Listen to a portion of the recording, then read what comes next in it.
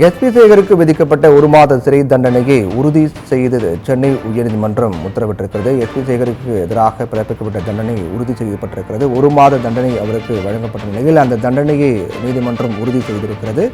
இந்த எஸ்பி சேகர் இந்த வழக்கினுடைய பின்னணியை பொறுத்தவரையில் எஸ்பி சேகருக்கு விதிக்கப்பட்ட ஒரு மாத சிறை தண்டனையை உறுதி செய்து சென்னை உயர்நீதிமன்றம் உத்தரவிட்டிருக்கு. அதற்கு மேல்முறையீடு தாக்கல் செய்திருந்தார். அந்த மேல்முறையீட்டு மனு வழக்கின் மீதான விசாரணையில் அவருக்கு விதிக்கப்பட்ட அந்த தண்டனை என்பது உறுதி செய்து நீதிமன்றம் உத்தரவிட்டிருக்கு. இதன் மூலமாக 2018 பெண் பத்திரிகையாளர்கள் குறித்து சர்ச்சை கருத்து தெரிவித்து தொடர்பாக எஸ்பி சேகர் மீது வழக்கு தொடரப்பட்டது. இந்த வழக்கின் விசாரணை தொடர்ச்சியாக நீதிமன்றத்தில் நடைபெற்று வந்த நிலையில் அதற்கு பிறகு அந்த வழக்கிலிருந்து அவர் தற்காலிகமாக ஜாமீன் பெற்ற நிலையில் தற்போது அவருக்கு எதிரான வழக்கு தொடர்ந்து நீதிமன்றத்தில் நடைபெற்று வந்தது. இந்த நிலையில்தான் அவருக்கு ஒரு மாத தண்டனை விதிக்கப்பட்டது. அதை எதிர்த்து அவர் நீதிமன்றத்தில் மேல்முறையீடு செய்தார்.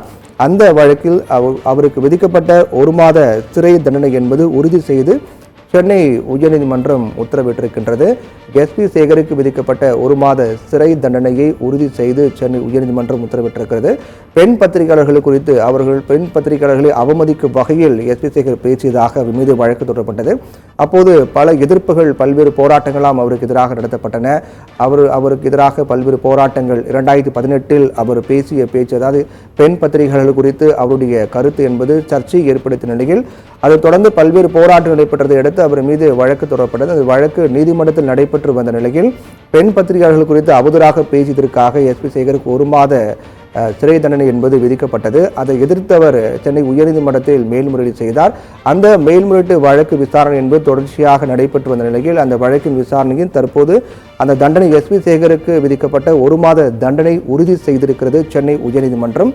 இதன் மூலமாக அவருக்கு விதிக்கப்பட்ட தண்டனை என்பது உறுதியாக இருக்கின்றது. சிறப்பு நீதிமன்றத்தின் தீர்ப்பு எதிர்த்து சென்னை உயர்நீதிமன்றத்தில் நடிகர் எஸ்பி சேகர் மேல்முறையீடு மனு தாக்கல் செய்தார். 2018 ஆண்டு பெண் பத்திரிகையாளர்களை அவமதிக்கும் வகையில் எஸ்பி சேகர் பேசியது சர்ச்சையாக மாறியது. அவருக்கு எதிராக சென்னை சிறப்பு நீதிமன்றத்தில் வழக்கு தொடரப்பட்டது. இந்த வழக்கை விசாரித்த சென்னை சிறப்பு நீதிமன்றம் எஸ்பி சேகருக்கு ஒரு மாத சிறை தண்டனை விதித்து உத்தரவிட்டது. அதை எதிர்த்து எஸ்பி சேகர் சென்னை உயர்நீதிமன்றத்தில் மேல்முறையீடு மனு தாக்கல் செய்திருந்தார். அந்த மேல்முறையீட்டு மனு மீதான விசாரணை நடைபெற்று வந்த நிலையில் இன்று அந்த மேல்முறையீட்டு மனு மீதான விசாரணை மீண்டும் சென்னை உயர்நீதிமன்றத்தில் விசாரணைக்கு வந்தது. அப்போது 2018 பெண் பத்திரிகையாளர்கள் குறித்து அவதூறாக பேசியதாக எஸ்பி சேகர் மீது தொடரப்பட்ட வழக்கு, அதைத் தொடர்ந்து சென்னை சிறப்பு நீதிமன்றம் அவருக்கு விதிக்கப்பட்ட ஒரு மாத சிறை தண்டனை எதிர்த்து அவர் தாக்கல் செய்த மேல்முறையீட்டு வழக்கை விசாரித்த சென்னை உயர்நீதிமன்றம் அவருக்கு விதிக்கப்பட்ட அந்த தண்டனை தீர்ப்பை உறுதி செய்திருக்கிறார்கள். அதில் எந்தவித மாற்றம் இல்லை. சிறப்பு நீதிமன்றம் விதித்த தண்டனையில் தலையீடு முடியாது, அதில் எந்தவித மாற்றம் இல்லை. அந்த தண்டனை உறுதி செய்வதாக சென்னை உயர்நீதிமன்றம் உத்தரவிட்டிருக்கு. இதன் மூலமாக எஸ்பி சேகர் தாக்கல் செய்த மேல்முறையீட்டு மனுவை தள்ளுபடி செய்து சென்னை உயர்நீதிமன்றம் உத்தரவிட்டிருக்கிறது. இதன் மூலமாக எஸ்பி சேகருக்கு ஒரு மாத சிறை தண்டனை என்பது உறுதியாக இருக்கின்றது. சென்னை சிறப்பு நீதிமன்றம் வழங்கிய தீர்ப்பை எதிர்த்து